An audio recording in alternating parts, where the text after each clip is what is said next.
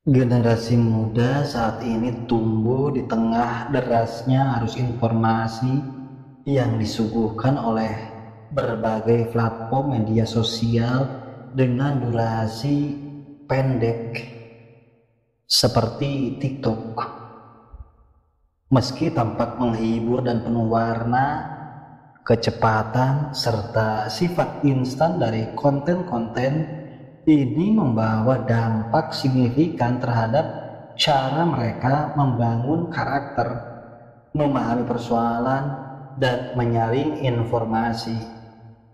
Pertama, durasi singkat dan format yang cepat pada konten seperti di TikTok seringkali mendorong generasi muda untuk berpikir dalam kerangka yang terbatas dan dangkal. Mereka terbiasa mengonsumsi informasi secara instan tanpa ruang untuk mencerna dan merefleksikan secara mendalam. Akibatnya, kemampuan kritis dan analitis mereka berpotensi tereduksi, membuat mereka lebih mudah menerima informasi secara mentah-mentah tanpa verifikasi lebih lanjut. Selain itu, TikTok dan platform serupa seringkali memprioritaskan konten viral yang menarik perhatian dalam waktu singkat tanpa mempertimbangkan nilai edukatif atau keakuratan informasi yang disampaikan. Pola ini menanamkan kebiasaan pada generasi muda untuk lebih mengejar hiburan dan pengakuan sosial daripada mencari kebenaran dan pengetahuan yang mendalam. Hal ini dapat mengarah pada terbentuknya generasi yang rentan terhadap misinformasi, mudah terpengaruh oleh opini populer, dan kurang memiliki dasar yang kuat dalam memahami kompleksitas persoalan. Dampaknya terhadap karakter bangsa juga tidak bisa diabaikan. Ketika generasi muda lebih sering terpapar oleh konten superficial, ada resiko bahwa nilai-nilai mendasar seperti integritas, kedalaman berpikir, dan tanggung jawab sosial akan tergeser oleh budaya yang lebih mementingkan citra dan popularitas semata.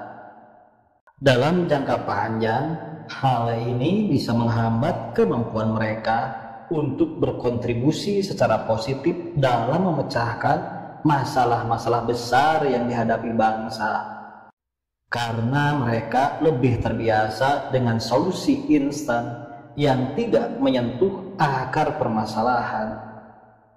Membangun karakter generasi bangsa tidak bisa hanya mengandalkan teknologi dan tren sesaat.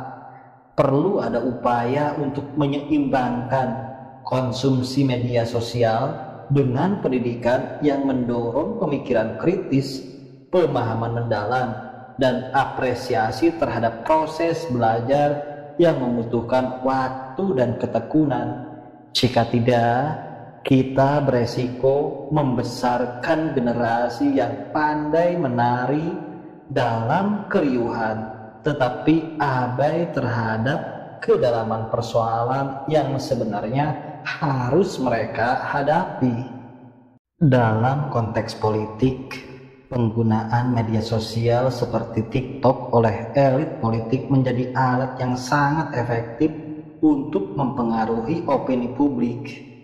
Namun, efektivitas ini tidak selalu digunakan untuk kebaikan, melainkan kerap kali untuk memanipulasi kebenaran demi meraih dukungan politik. Hal ini sangat terlihat dalam proses pemilu 2024 di Indonesia kemarin, di mana media sosial menjadi medan pertempuran utama dalam membentuk persepsi dan memobilisasi massa. Para elit politik memahami betul bahwa mayoritas pengguna media sosial, terutama generasi muda, lebih tertarik pada konten yang bersifat instan, menghibur, dan mudah dicerna. Mereka memanfaatkan kecenderungan ini dengan mengemas pesan-pesan politik dalam format yang viral, namun seringkali mengabaikan kedalaman dan keakuratan informasi. Konten-konten yang diproduksi seringkali hanya menampilkan sisi positif dari kandidat atau partai politik tertentu, sementara sisi negatif atau fakta-fakta yang kurang menguntungkan sengaja disembunyikan atau diputarbalikkan. Manipulasi ini memperlihatkan bagaimana media sosial dapat dijadikan alat untuk menciptakan narasi yang menyimpang dari kenyataan. Dalam kampanye pemilu 2024 misalnya, kita melihat bagaimana berbagai isu krusial disederhanakan atau dibelokkan menjadi slogan-slogan kosong yang lebih mementingkan citra daripada substansi.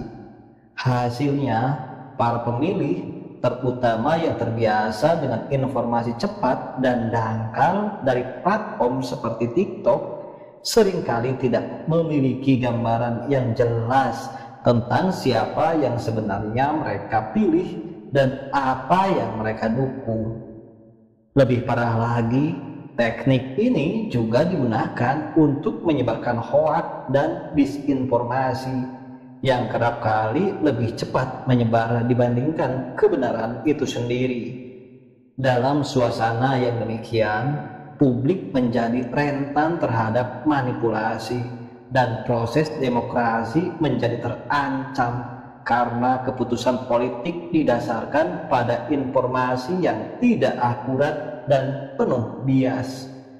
Generasi muda yang merupakan pemilih masa depan menjadi korban dari permainan ini, kehilangan kemampuan untuk berpikir kritis dan mandiri dalam menentukan masa depan bangsanya.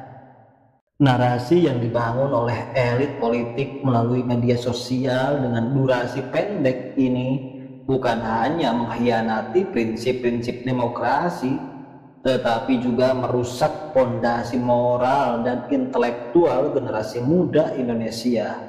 Alih-alih membimbing mereka untuk memahami isu-isu politik secara mendalam dan menyeluruh, mereka justru didorong untuk bersikap reaktif, emosional, dan mudah terpengaruh oleh tren sesaat. Pada akhirnya, fenomena ini mencerminkan krisis yang lebih luas dalam politik Indonesia, di mana kebenaran semakin dipinggirkan demi kepentingan kekuasaan. Pemilu 2024 seharusnya menjadi momentum untuk memperkuat demokrasi, tetapi kenyataannya malah digunakan oleh sebagian elit politik sebagai ajang untuk memanipulasi kebenaran melalui media sosial. Tantangan terbesar kita sekarang adalah bagaimana mengembalikan proses politik ke jalur yang benar, di mana informasi yang jujur dan mendidik menjadi landasan utama dalam pembentukan opini publik dan pengambilan keputusan politik.